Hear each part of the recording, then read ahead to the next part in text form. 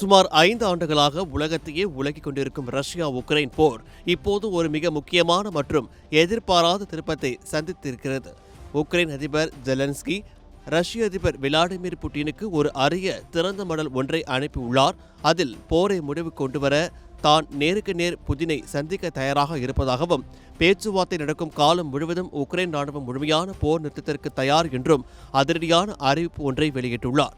சர்வதேச அரசியல் அரங்கில் ஒரு மிகப்பெரிய அதிர்வலியை ஏற்படுத்தியுள்ள இந்த நகர்வு நீண்ட காலத்திற்கு பிறகு அமைதிக்கான ஒரு சிறிய ஜன்னலை திறந்து வைத்துள்ளது.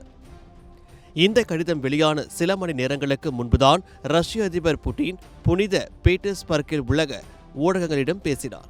அப்போது அவர் ஜெலன்ஸ்கியின் பதிவு காலம் 2024 முடிந்துவிட்டதால் அவர் உக்ரைனின் சட்டப்பூர்வமான தலைவரா என்ற கேள்வியை எழுப்பியிருந்தார். இதற்கு பதிலடி கொடுக்கும் விதமாகவே ஜெலன்ஸ்கியின் இந்த கடிதம் பார்க்கப்படுகிறது. நீங்கள் நேரில் வந்து போரை முடிக்க முன்வரவில்லை என்றால் உக்ரைன் தனது இருப்பை பாதுகாக்க இறுதி வரை போராடும் என்று அவர் மிக தெளிவாக பதிவு செய்துள்ளார். மேலும் கிரெம்ளின் மாளிகை ஜெலன்ஸ்கியை எப்போது வேண்டுமானாலும் மாஸ்கோவிற்கு வரலாம் என அழைப்பு விடுத்துள்ள போதிலும் அதனை ஜெலன்ஸ்கி நிராகரித்து ஒரு பொதுவான இடத்தில் சந்திக்க விரும்புவதை சுட்டிக்காட்டியுள்ளார்.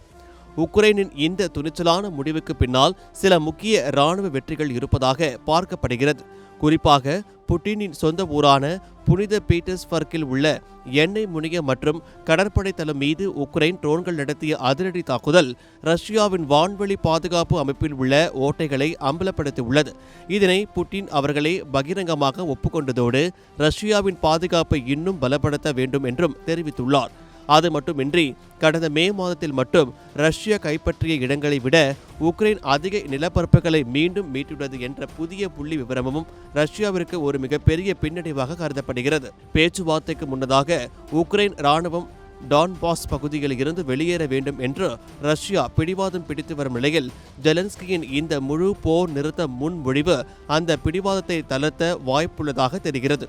உக்ரைன் மற்றும் ரஷ்யா இடையிலான இந்த பனிப்போர் ஒரு வரலாற்று சிறப்புமிக்க சந்திப்பின் மூலம் முடிவுக்கு வருமா அல்லது மீண்டும் ஒரு மிகப்பெரிய இராணுவ மோதலில் முடியுமா என்பதுதான் இப்போது உலக நாடுகளின் கவலையாக இருக்கிறது.